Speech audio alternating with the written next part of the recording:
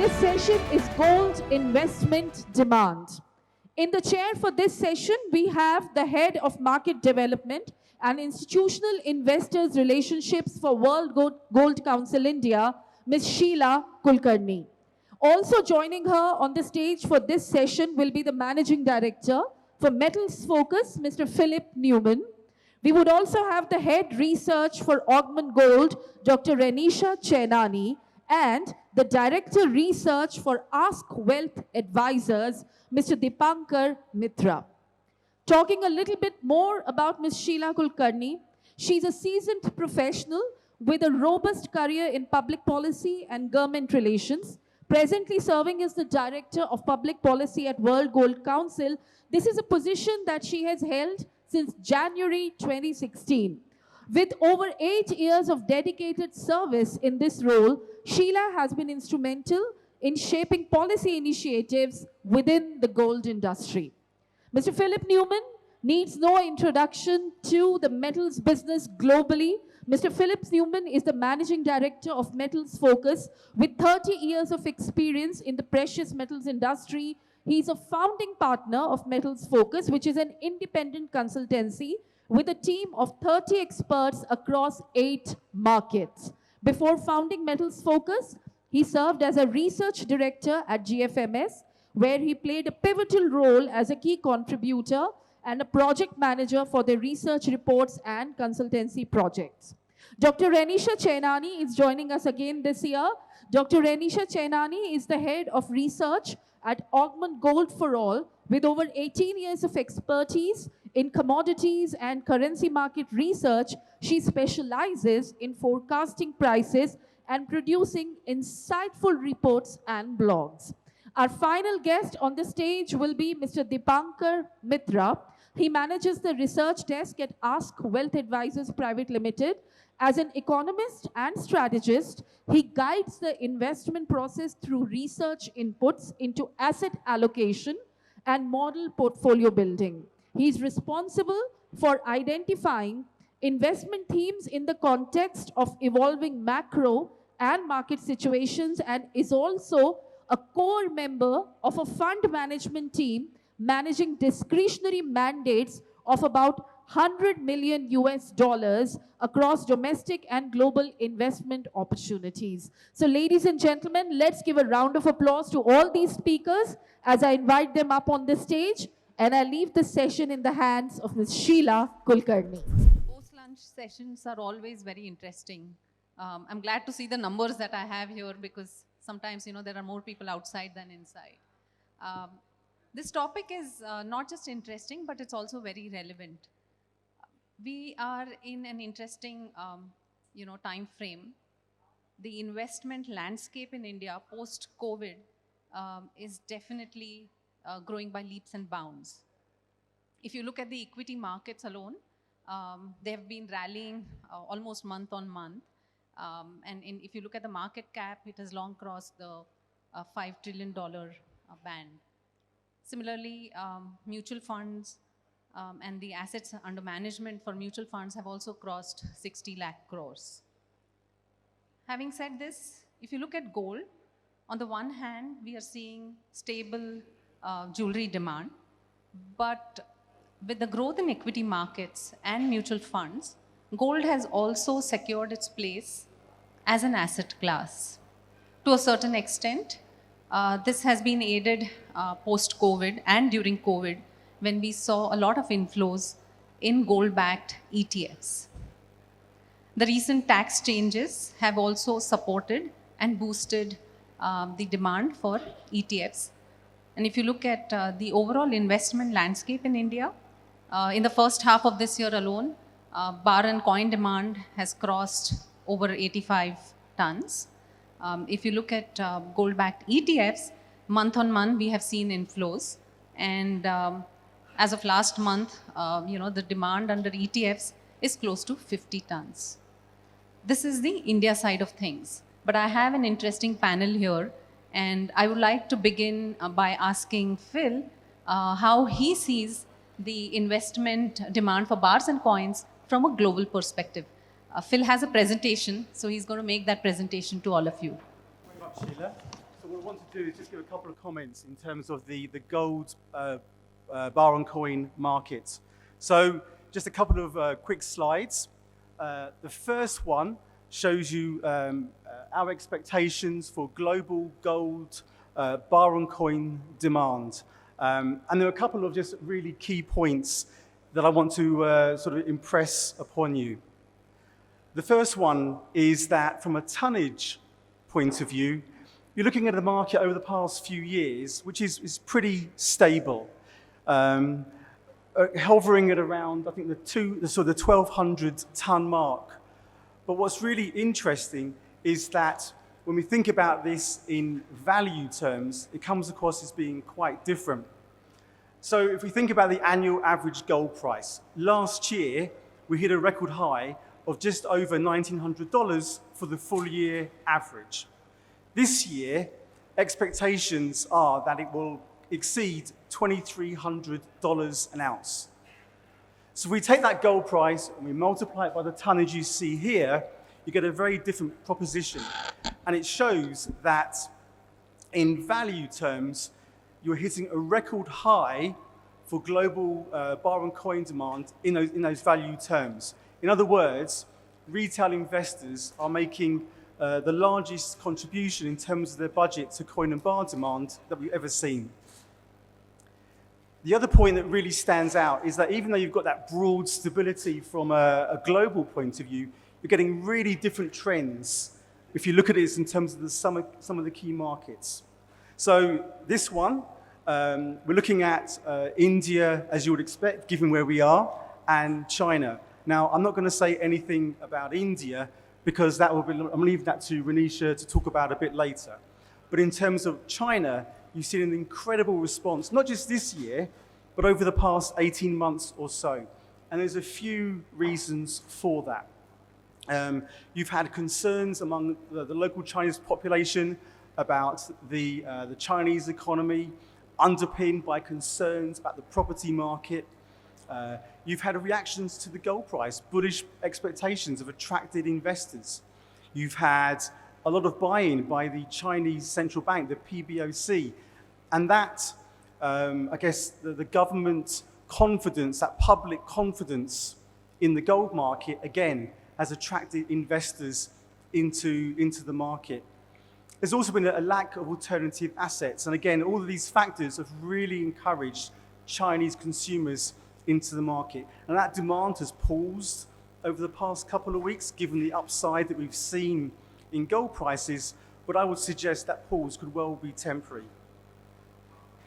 Now, you contrast that strength that we've seen in East Asia and South Asia with what we're seeing in the Western markets. And I just picked on the two of the largest markets, the US and Germany.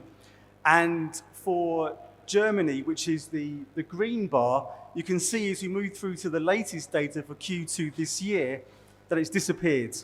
It's gone negative. In other words, the volume of gold that consumers are selling back to dealers is outweighing the amount of gold that dealers are selling to retail investors. So that's a reaction to the fact the euro gold price is performing so well. You have a cost of living crisis in Germany. There is also what I would say is crisis fatigue. Even though the Ukraine-Russia war is on their doorstep, investors have become used to that. You've also had the return of positive interest rates in Europe, in the EU, over the past 18 months. So banks are now marketing their products for the first time in quite some time. So all of these factors are really encouraging investors to liquidate gold. In the US, where demand has also weakened, a lot of that has really been in reaction to the high gold price. So again, liquidations have been very heavy. This means that demand for newly made products has also collapsed. And so for these reasons, you've got a really strong contrast between what's happening in the West and the Eastern markets for coin and bar. And so with that, I guess, 30,000-foot view of the market, I'll hand back to Sheela. Thank you. Thank you, Phil. Renisha, coming to you, how would you see the trends in India from, a bar and coin perspective or the investment demand perspective. Yeah, thanks, Sheela. And good afternoon, everyone. It's always great to be here. And today it's great to be here to talk about Indian gold investment demand. So when you look at closely to the Western and Eastern markets and compare their pattern of investing, so it tends to be very much contrasting, as Mr. Philip also pointed out. Eastern investors, like from India, China, they tend to invest in gold when prices have risen, but after they see a correction or a profit booking. So they'll wait for dips. They'll stay on sidelines when prices are rising. So they'll buy only when prices have corrected and dipped. But on contrasting side, in Western countries like US and UK, we have seen that investors buy gold when the prices are rising, like we have seen now. The ETF demand, which was which was absent, now it has started reviving, and gradually we are seeing good investment demand coming in from Western countries. So Indian perspective is little bit different from the Western culture. And if you talk only about India, the investment demand comprises of four things. One is bar and coin demand. Second is investment coming through SGBs. Third is investments through ETFs and mutual funds. And fourth is investment through digital gold. So all these four comprises Indian investment demand for gold in India. Now, as we know that bar and coin market is very strong in India. We are the second largest bar and coin market. And this is influenced because gold has a cultural significance and it is always used to as a hedge against inflation. So when you look at the bar and coin demand, as you are asking, there have been two phases. So first phase was from 2010 to 2020, where the investment demand was continuously falling. It declined about 50% from 340 tons in 2010 to almost 160 to 170 tons in 2020, pre-COVID. So we saw a lot of declinement in gold demand, particularly in bar and coin in India. This was because of various factors like unaffordability by middle class, greater financial inclusion because access of banks reach out increased during that period in the rural areas, and awareness of financial and saving products also increased during the time. And then there was outperformance or equity. We had new government regulations, policies, higher import duties, and there was some changing in demographics and changing in consumer preferences also. So these all factors led to decline in bar and coin demand from 2010 to 2020. But after 2020, we have seen that after COVID, we have seen the second phase where demand of bar and coin has revived. Last year, it was around 185 tons. So good revival has been seen. And if you talk about other financial products in investment demand, like ETF and SGBs, they have seen five-fold increase in their holdings. Like ETF holdings have increased from almost 8 tons in 2020 to now we have 50 tons in 2023. Then SGB holdings were around 30 tons pre-COVID. Now it is almost 150 tons. So five-fold increase has been seen in SGBs, ETF, digital gold holdings. So gradually the demand is reviving from last 4 years, and I foresee that in coming years also this will continue to rise. So we are in the second phase where the demand is reviving. The first phase was a little bit a declining period. Thank you. Dipankar, as a wealth manager, you all do a lot of portfolio allocation when it comes to your clients' wealth. The role of gold in portfolios, again, cannot be understated, whether it actually reduces volatility or provides better risk-adjusted returns. I mean, it has been proven that gold today in a portfolio is as good as a must. So from that perspective, do you recommend gold in your clients' portfolios? And how much do you recommend? And also, if you could throw light on which are the products that you typically recommend to your clients? Right. I mean, if I start with a broad generalization about the Indian investment industry, it is much like everything else in the economy. So, be it the per capita income or the infrastructure or the roads or whatever indicator you take, there has been impressive improvement in everywhere. But if you talk about the stock level where we actually have a lot of progress to make. So same is for gold allocation by the investors, be it at the retail level or at the HNI level. Now, for the past 5 years, we have been advocating that gold should be a part of your strategic asset allocation. And the problem here is that there is a whole lot of clients who are on single asset class holding. So there are investors who are exclusively into equity, and even for fixed income or for REITs, InvITs, which is a new asset class which has come up, or for gold, which is seen as an alternate asset class.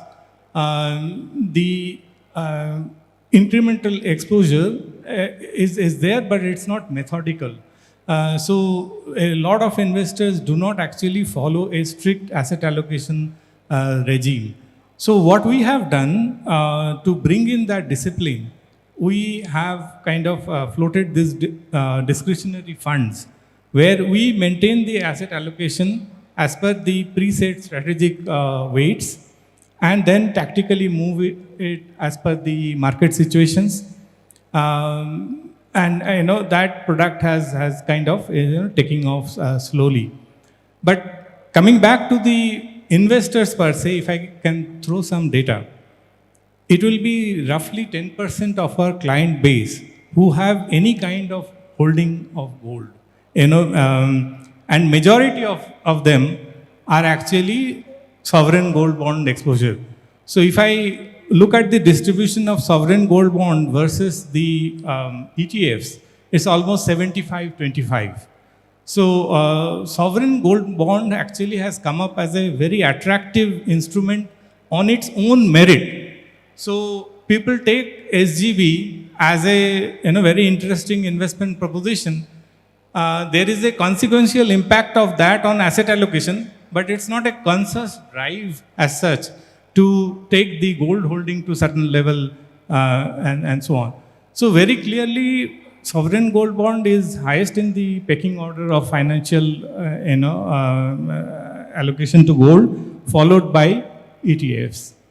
So that's where we are. If we see the retail landscape, mutual fund industry, as Renisha was mentioning, that we are making very rapid progress in the last 4-5 years post-COVID period.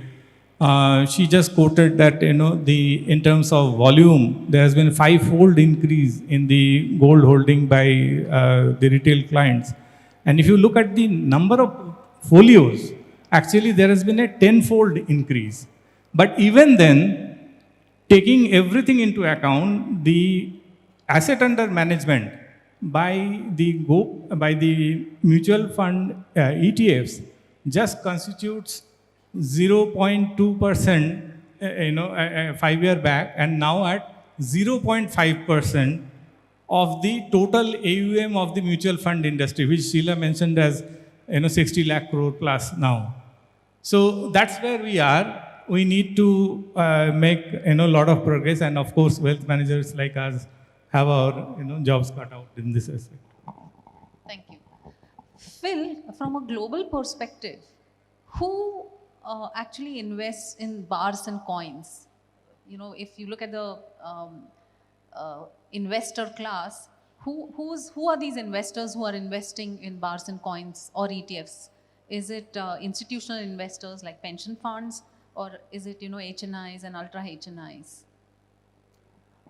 Well, I think what we are seeing is it's a mixture of the retail and the high net worth, family offices, to your point, Dipankar, as well, and of course institutional activity. So if we're thinking, and you've got different profiles depending on the asset class. So if you're thinking about the ETF space, or from a gold point of view, that's very heavily biased to your institutional activity. Whereas in the physical, on the bar and coin side, of course, by definition, that is geared towards retail. But what I think is really interesting are some of the different trends that we've seen. So just very briefly, one or two quick examples. So in the US market, I mentioned that the retail side is struggling given the scale of liquidations that we've seen from retail investors. But you contrast that with the wealth management side, the high net worth, where over the past 8-9 months or so, there has been a trend to more buying of physical gold by these groups. Now, it's still obviously very small as a percentage of the asset allocation, but it's certainly really interesting, the fact that it's contrasting so sharply with what the retail is doing in the US. So they're buying physical, by and large, they are having that stored in the US as well. And we've seen that elsewhere. You've seen some, say, high net worth buying out of Switzerland, parts of the Middle East. Now, the Middle East, maybe that's not being stored locally. Perhaps that could be a local Zurich metal account order. So you're not necessarily seeing that activity in the Middle East, but the money is obviously originating from there. So I think you've seen a very interesting development. And if just, I guess my final point would be, we touched on the institutional from an ETF point of view, but if you think of the futures market, again, you look at the latest data that was released on Friday or yesterday even, you saw a jump or a rise in the net long from managed money position in volume terms. My understanding that if you put that into a value point of view, look at the spot gold price where it was, that is also, I think, a record high. So it's interesting that you are seeing, significant exposure. I think that could call into question how much further some of those exposures can rise, but that probably is for a different panel discussion. But it is interesting the different asset groups and how they are responding, or the trends that you've seen, and how some of those really contrast even this year. Dipankar, my next question to you is, what are some of the headwinds that you see from investors, to the recommendations that you make when it comes to gold allocations? So I would say it's more, behavioral. As I was just mentioning, that there is no methodical asset allocation. So what happens, most of the equity investors understand equity very well. But when it comes to, let's say, fixed income or gold, they have a safety pot kind of an approach that for fixed income, let's say certain amount of money in absolute terms, they will keep it in some fixed income instruments. And the income flow from that possibly is good enough for him to finance the regular expenditures and all. Rest of the funds he's putting in equity. So that's, in terms of percentage then, equity holding is continuously going up and fixed income is somewhere stable. Similarly for gold, a lot of people have gold as a physical investment, as a jewelry, as ancestral wealth and so on. And there is a sense of adequacy there that, as far as gold demand is concerned, when you think of it as a jewelry, you have a sense of complacency that already I possibly have. I'm talking about the HNI space and ultra high net worth individual segment. So that means that you are not thinking of gold as a pure play financial instrument which actually should compete with other financial instruments purely on the basis of two attributes, which is risk and return, and not based on something else like how good the gold looks and so on. It is just that two financial attributes. When you are seeing it in that light, then you are sort of treating it as a competing asset class. So that I think is the primary pushback for us to increase the share of gold. But we have been very actively sort of advising to increase it purely as a financial asset, and we have backed up, of course, with a lot of arguments in favor of it. Renisha, in terms of the rest of the year, how do you see the investment demand for gold, given that the government hasn't really issued any additional tranches since February for sovereign gold bonds? Yeah. Overall investment demand for India is going to be very optimistic, I suppose. Um, if you look at the past trends, in last 2 years, gold prices have been continuously rising to new record highs. Still, as a paradigm shift, we have seen that physical demand is still very strong. And if you also look at 2024 first 2 quarters, uh, the jewelry demand came down by a certain percentage because of higher prices, but investment demand is still very stable and robust. So next 2 quarters, as we have seen duty reduction, I think there would be a lot of pent-up demand that is still coming in, and as people were waiting for the lower prices, and I think that will still continue to come in as still prices are way lower than it were before budget. So I think this trend would continue, that investment demand will be very strong. And if you talk about future investment demand trends, I think it would be influenced by various factors like economic policies, government policies, how's the economic condition, and evolving consumer preferences. And having said that, but traditional demand for gold is still very strong because of its cultural significance and its role as a hedge against inflation. Moreover, we are also seeing a lot of younger generation and millennials trying to invest in gold, not through only physical methods, but also through digital platforms. So this is a good evolvement that has seen people want to invest in gold sitting at their home at night 2 a.m. So they have this ease now, buying gold anytime they want, 24 by 7, through various products we have now. So through digital gold or through ETFs they can invest. So this evolvement would continue to be a good factor that will continue a good investment demand. And as you were asking about SGBs, yes, there is somewhat confusion in the state of investors whether new SGBs will come or not, whether we are done with it after 67 tranches and almost 150 tons of collection government has seen.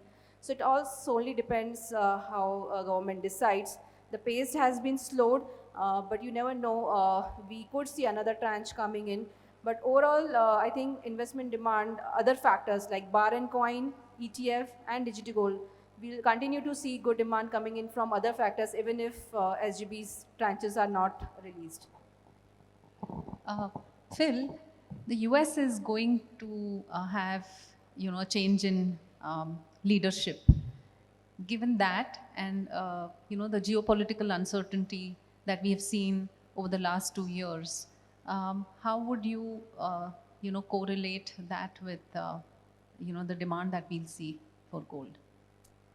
I think probably I would separate those two if I can. So I think in terms of the geopolitics, I touched on that very briefly. I think it depends on where you are and what kind of asset class or investors you're talking about. So for example, in the US, there was a huge reaction last year. We had the regional banking crisis in March, but there's been no crisis since then. So that's been another reason why demand has weakened. And if we're honest, if you're a retail investor in the US, you're not really looking so much about the Ukraine-Russia. So that's not really a concern. I think for US retail, going to your point about the presidential election, and this is going to be a bit of a sweeping generalization, but a lot of retail investors, they tend to be Republican facing, that tends to be their political stance. Republican, if you're an investor and the Republicans get in, if Trump gets in, you tend to think that Republicans are much better stewards of the economy. And so if Trump does win the election, that would either lead to liquidations or lead to just a reduction in demand by investors. I think, by retail investors, I should say.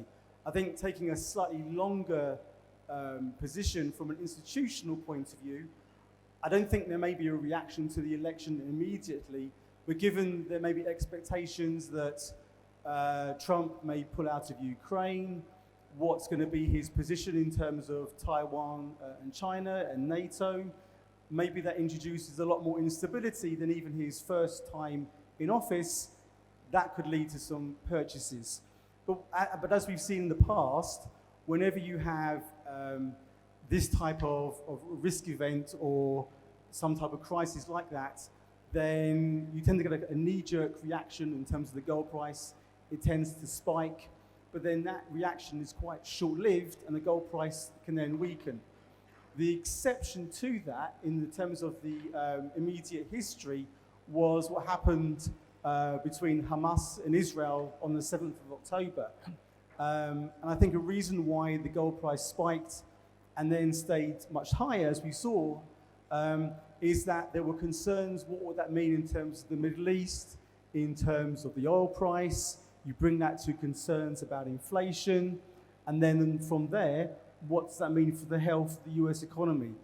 If you did see a pickup in inflation and concerns about the economy, would that mean that the Fed, when expectations were that it will become more dovish, have to pivot again and become more hawkish?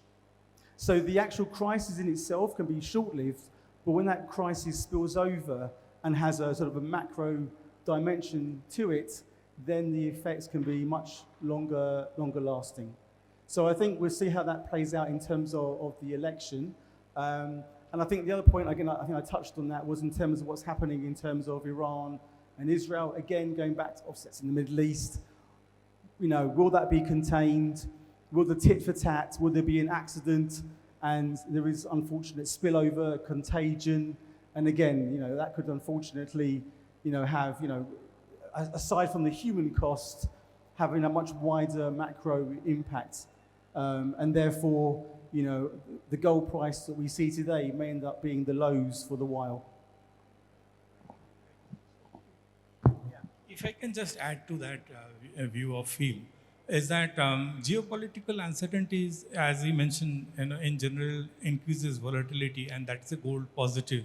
But that possibly would go as an input to decide on the tactical allocation of gold, whether that time we increase the strategic allocation a little bit or lower. And even there, it becomes a bit difficult to assess the differential impact of different geopolitical events.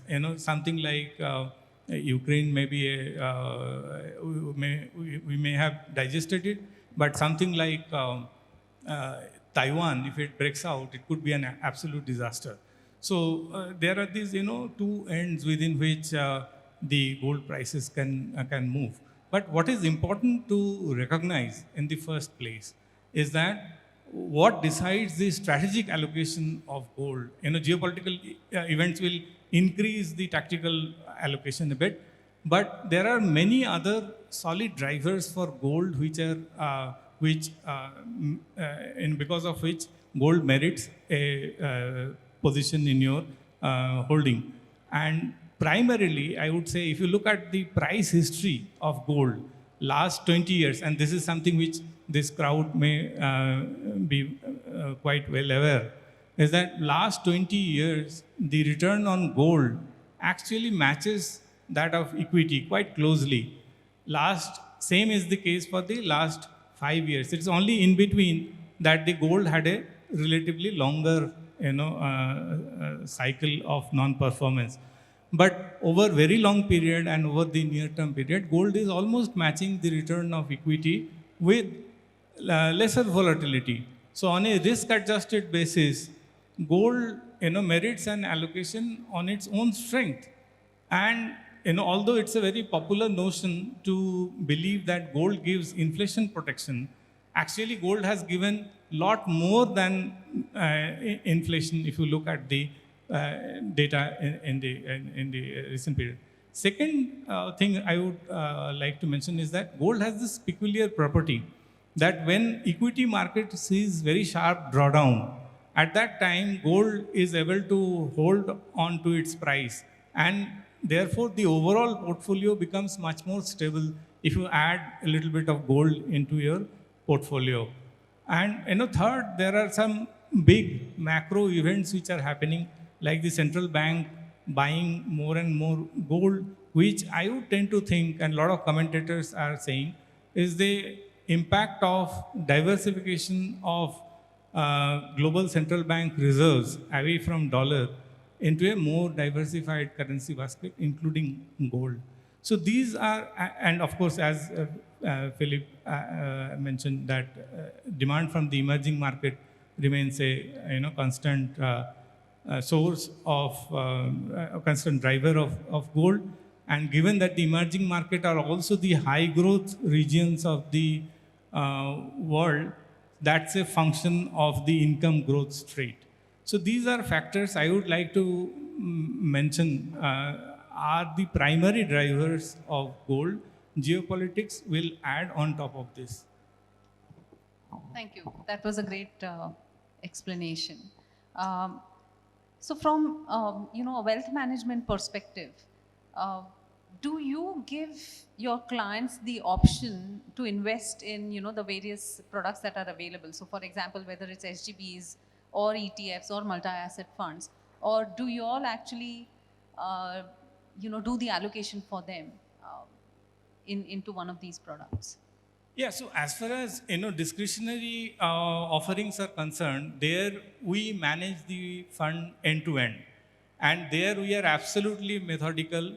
Whatever is the preset asset allocations are there, and that tactically every quarter there is an investment policy committee which sits and decides what are these different asset allocations will be, and once that is done, we follow that absolutely meticulously and without any delay. That's the advantage of letting us manage the funds. Now there is a whole lot of clients, of course, who want to retain the control of the investment decision with themselves. For them, we have the advisory services where we take our in-house sort of asset allocation view to them, and obviously guide them to invest in all the three instruments that you just mentioned. What we are advocating currently is that the gold holding for an aggressive portfolio, which is basically having 80% equity in it, should be around 5% of the total holdings. The same things we are prescribing to go up to as much as 15% for the balanced risk profile and the conservative risk profile. So that's where we are currently. Great. We have some interesting questions here, and I'm going to read them out. What historical trends can we look at for gold during past inflationary times? Renisha, would you like to take this question? Yeah, gold is always said to be, playing its role again as a hedge against inflation, as a hedge against uncertain times. And yes, whenever the inflation has risen, we have seen not month-on-month basis the gold prices have the exact correlation, but yes, in a longer term, we are seeing it is playing its role as a hedge against inflation, even in international prices, and even if you look at the domestic prices. Also, we have an added advantage of INR depreciation in India. So the gold performance always increases when we see a long-term, like a 15-20 year scenario, where gold has given almost 9% CAGR returns if you look at the international prices. But if you look at the domestic prices, Indian gold returns is around 12% CAGR return. So it factors in the inflation and also the INR depreciation. So it always plays as a hedge role, I suppose. Phil, would you like to add anything to this? No, I think that was pretty comprehensive, actually. Okay, Yeah, great. to be honest. So I'm going to combine, the next two questions, which are on central bank purchases. One is, how have global central bank purchases trended so far this year compared to last year? What are the key factors driving their gold accumulation strategies? And how are long-term implications of increased gold accumulation? What is the implication by accumulation by central banks? Sure. So what we've seen, there are a number of ways you can look at even this year. So on the one hand, we had a very strong first quarter, but then a slowdown, quite a marked slowdown in the second quarter. But for the first half together, or Q1 and Q2 together, that was actually a record total for a first half for a 6-month period. So I think that slowdown that we saw in the second quarter, I think a fair amount of that was a reaction to the price gains we've seen. I think with reserve managers looking at that and just pausing their purchases, I would say just in general. So we asked, from our point of view, we think this year will be a good figure. Our current total for the full year forecast, and that's only a forecast, is about 800 tons on a net basis. That would be lower than we saw in 2022 and 23, but those were exceptional periods. 2022 was a record high. 2023 was really not far behind that. And in fact, last year would have been a record high, but in the first 4 or 5 months, you saw an increase in selling by central banks. So that briefly sort of depressed the net figure. And I think one of the important factors of central bank is the support that it provides to the gold price. It helps from a sentiment point of view, and it really helps provide that floor in the gold market. So even though we've seen in Q2 elements of a price elastic response as they've paused, overall they're remaining on the demand side of the market in a very big way, and therefore they are an important ingredient in really helping to cement that floor in the market. There's an interesting question, which is, what is the impact on gold price if the Chinese central bank starts selling? Phil, would you like to take this one? I mean, to be honest, let's take a step back, and rather than comment on the Chinese or any individual central bank, let's just talk about the central banks as a whole. So, again, from a community, they're on the net base, on the demand side. We don't see that changing. What was interesting as a relation to that question, I'm not going to avoid it completely. So, early last year, you did see heavy selling. So in the first 4 or 5 months of last year, that was as much selling as all of 2022. And so in that environment, the gold price, held up remarkably well. So from my point of view, as I said, I think it's highly unlikely you will see the market turn in that way. One of the things that we do as a research house, brief sales pitch, we do a 5-year forecast, and even in those 5 years, going all the way out those 5 years, we still see central banks firmly remaining on the demand side. Maybe not to the extent of this year, but as I said, on the demand side, even that far out. I think for those of you all who read our research, earlier this year, we also produced a report on central bank buying trends.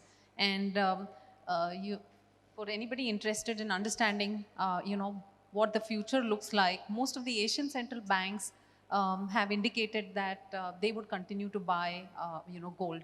So if you haven't read that report, I would strongly recommend it, because it covers the leading central banks of the world, and it gives you great insights onto how and why central banks are buying gold. The next question that we have is paper returns versus realized gold versus realized return in gold investment. Has any study been done in India in this context? Exit barriers are very high in India. I think if you look at, you know, I'm not sure we've done any returns on realized returns versus paper returns, but we have certain tools available on our website, Quorum and Gram, where you can actually, you know, play around with these tools and do your own analysis with, you know, macroeconomic indicators that you think are relevant to understand what the returns for gold are likely to be. Dipankar wants to answer that. Yeah, I have some data computed in this regard. So we just calculated that the sovereign bond series 2016, which has matured in August, this August, that generated a gross return of 12.5%. And because this is where the beauty of sovereign gold bond comes in, that the tax incidence on it is very low, just 80 basis point. So the net return was 11.7% in the sovereign bond that just matured. Compared to this, ETF returns during the same period, gross was 9.7, net was 8.6, and the tax incidence is 1.06%, slightly higher. If we compare it with the equity return during the same period, it is 15.5 gross and 13.3 net. So you have a 2.2% as the tax incidence.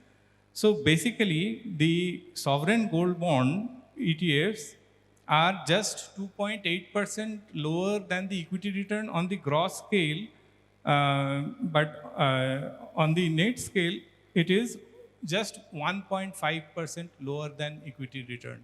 And that's what I was saying before, that you can almost expect equity-like return, little less, but with lower volatility, which means adjusted for risk, the return per unit of risk is slightly better than equity or even. So we have two interesting questions. One is, can jewelers launch gold bonds and monetize idle gold of customers? And what is government thinking on it? So frankly speaking, if you are launching any tradable instruments, they are regulated. And for a jeweler to launch a product and then expect it to be regulated, the jeweler themselves must be prepared to be regulated.